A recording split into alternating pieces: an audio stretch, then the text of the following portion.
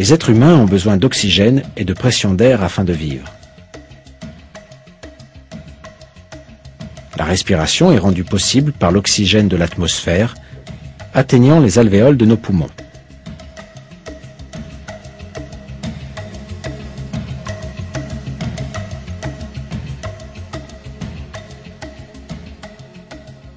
Quand l'altitude augmente, cependant, la pression atmosphérique diminue au fur et à mesure que l'atmosphère s'amincit.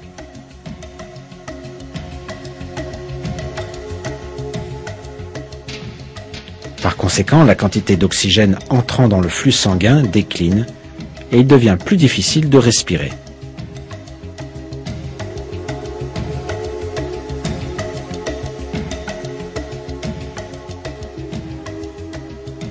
Quand les alvéoles se rétrécissent et se contractent, nous avons l'impression que nous ne pouvons plus respirer.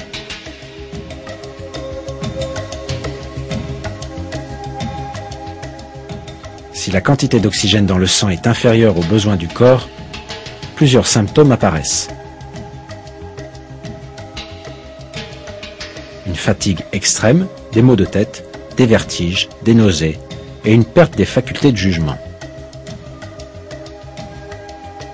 Quand une certaine altitude est atteinte, il devient finalement impossible à un être humain de respirer. C'est pourquoi nous avons besoin de bouteilles d'oxygène et de vêtements spéciaux afin de survivre à de telles altitudes. À 5000-7500 mètres au-dessus du niveau de la mer, on peut s'évanouir et tomber dans le coma à cause des difficultés de respirer.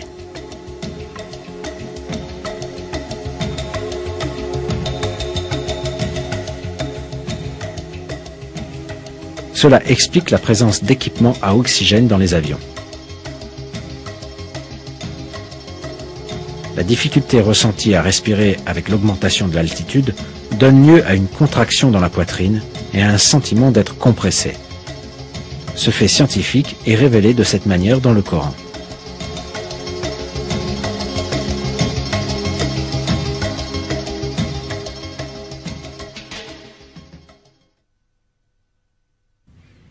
Et puis, quiconque Dieu veut guider, il lui ouvre la poitrine à l'islam.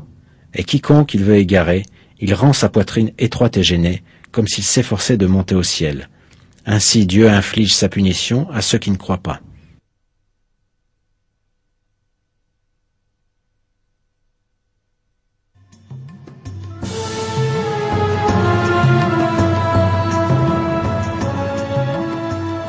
Les habitants de la péninsule arabe, dans les années 600, n'avaient bien sûr aucun moyen de voler dans les airs ou d'escalader des montagnes hautes de plusieurs milliers de mètres pour leur permettre d'expérimenter l'essoufflement indiqué dans le Coran.